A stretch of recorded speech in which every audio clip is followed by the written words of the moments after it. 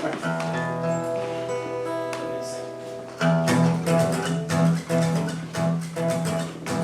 we are the hiccup in the system. We're not going to stand silent. We're going to fix this. We're going to do whatever it takes to make these guys stop picking on medical cannabis users.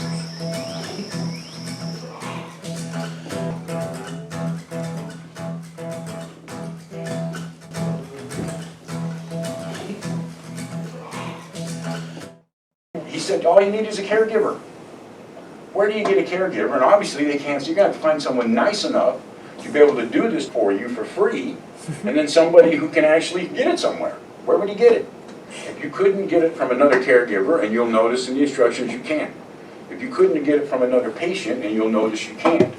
Where did you get it? Caregiver or patient? Was there anywhere to get it? In a state that said you could do it for 15 years. In a state that's the heart of aloha. Compassion, the law was compassionate use and an uninterrupted supply. How did stand silent in the affirmative defense ever fulfill the intent of the law? It did not. State law says a doctor recommendation meets conditions of use.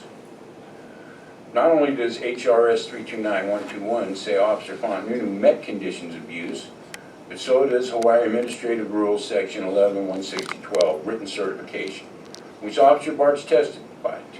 Unless revoked, a written certification shall be valid for 1 year from the time of signing by the physician or a shorter time that the physician recommends. That means it's valid from the time the physician signs the certification. Nowhere in any law or administrative rule does it say a qualifying patient has to wait to acquire cannabis until he gets his registration card. And you'll notice in your rules, if he would have had that card, you still wouldn't be able to give me the medical defense. So his reasoning for arresting me and the charge, as you'll notice, has changed now. And I can tell you this, for the 4 years I was fighting those other 31 charges, and in the back room of the judge, he said no. He believed that change in law was for dispensaries, not us, not for the patients.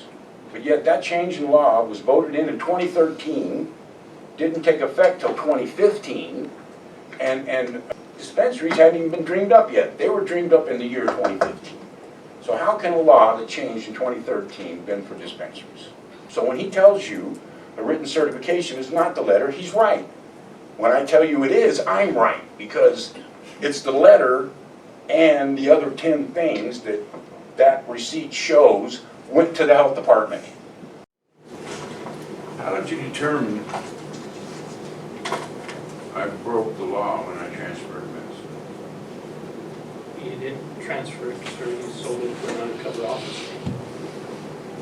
So an undercover officer can't have a valid medical license? He didn't have a valid medical license, sir. Did he not? No, sir. What did he have? He had a letter from the doctor. And what is it? Letter from the doctor is a letter from the doctor, sir. That the letter from the doctor is not a written certificate? No, Well, did he ever receive a written certificate? not to the best of my knowledge. He received a registration card. Did he not? To the best of my knowledge, eventually he did receive one in the mail. Okay, the written certification, or the written letter that the doctor gave him is the only written letter you ever get. Is that not true? Not that I'm aware of, sir. Pardon me? Not that I'm aware of. You believe there are other written letters that medical patients get other than the doctor? If you're asking about written certification, Yes, that's the exactly Department what of I'm Health talking has specific rules as to what constitutes written certifications. And what are those? I would need to refresh my memory by seeing it, but I could probably list some of the things that it requires. Give us what you believe is a written certification. Okay, it needs to have the doctor's license number, and this is to the best of my recollection, is controlled substance number.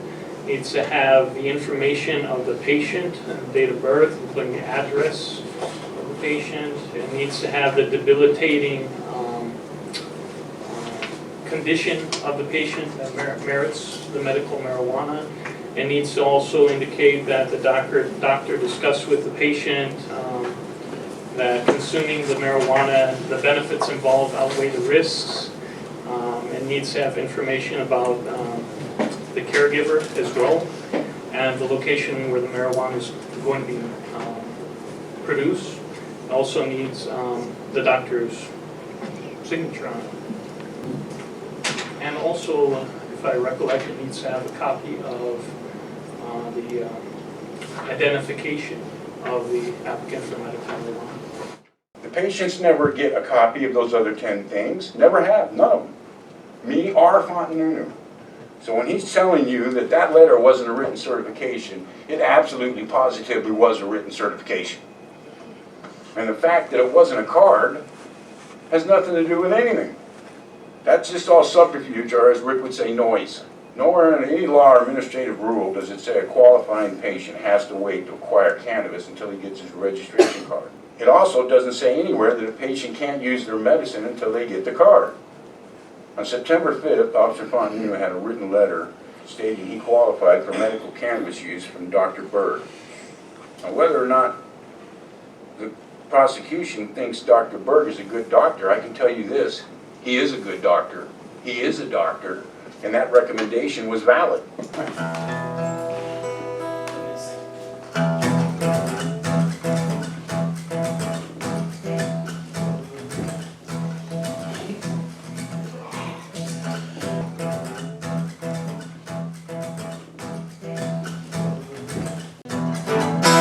Well, I might admit, I vaporize a bit of cannabis. I'm gonna go to Alaska, Maine, Massachusetts, Colorado. We've got those hippies in the hills and them doctors scripting pills down in the valley below.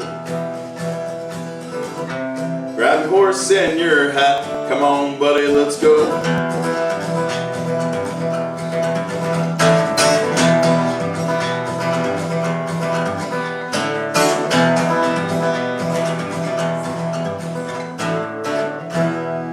Hippies in the hills.